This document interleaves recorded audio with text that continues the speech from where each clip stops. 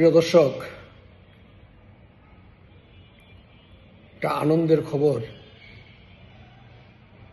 এবং বিস্ময়ের খবরও বলা চলে। সেটা কেমন? সেটা মঙ্গল গ্রহে বিচার শুরু হয়েছে। মঙ্গল গ্রহে বিচার মানে এটা আশ্চর্য কারবার না। মঙ্গল গ্রহে মানে বাংলাদেশের একটা মঙ্গল গ্রহ আছে, সেটার নাম হলো ক্যান্টনমেন্ট, DGDFI। এটা হলো, তারা হলো মঙ্গল গ্রহে থাকে, আর আমরা যারা এই দেশের জনগণ, আমরা হলাম কি বলে এটাকে, একেবারে নিকৃষ্ট ধরনের মানুষ, জীব। আমরা, আমাদের বিচার যখন তখন হইতে পারে, কিন্তু ওই যে মঙ্গল গ্রহে যারা থাকে তাদের বিচার হয় না। এর মধ্যে 15 জন মঙ্গল গ্রহের জীব, নাকি জানোয়ার, নাকি মানুষ, নাকি আর্মি, নাকি কি বলবো আমি, সেই ক্যান্টনমেন্টের ওনাদের হাতেই ওনারা হেফাজতে গেছে। তাদের বিচার শুরু হয়েছে আন্তর্জাতিক আদালতে। এটা বাংলাদেশের এই মগের মূল্যকে কোনোদিনও এটা চিন্তাই করা যায় নাই।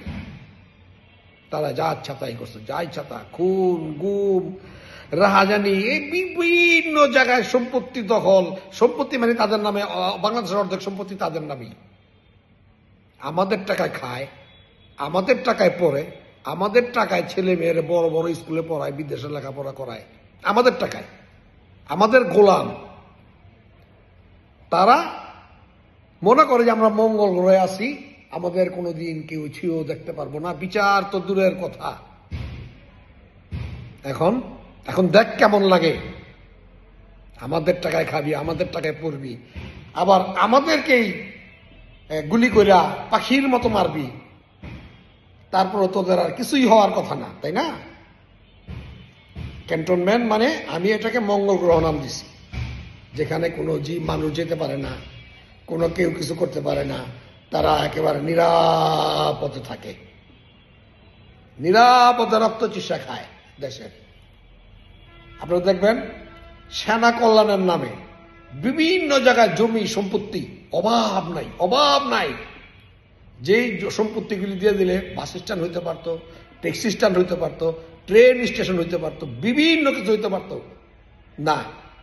তারা ছোট্ট ছোট্ট দোকান কইরা 10 লাখ, 20 লাখ, 15 লাখ টাকা লইয়া তাদের সেনা কল্যাণ নাম দিয়া বিভিন্নভাবে ব্যবসা বাণিজ্য করে রাখাইতেছে, এবং বাংলাদেশের বিভিন্ন কন্ট্রাক্টর তো করছেই। এই মঙ্গল গ্রহের জীব জানোয়াররা, এই জীব জানোয়ারদের কারা চালায়, যারা পরিচালিত করছে, তাদের শুদ্ধ ফাঁসি হওয়া উচিত। এই যে কথাটা বললাম, এই কথাটা কোনোদিন কল্পনা করতে পারিনি আমি, বলতে পারবো। কারণ কি, ওই যে রাত্রেবেলা আসে টক টক টক টক করে গেটিটা দইরা, চোখটা বন্ধ করে, বাস গুম।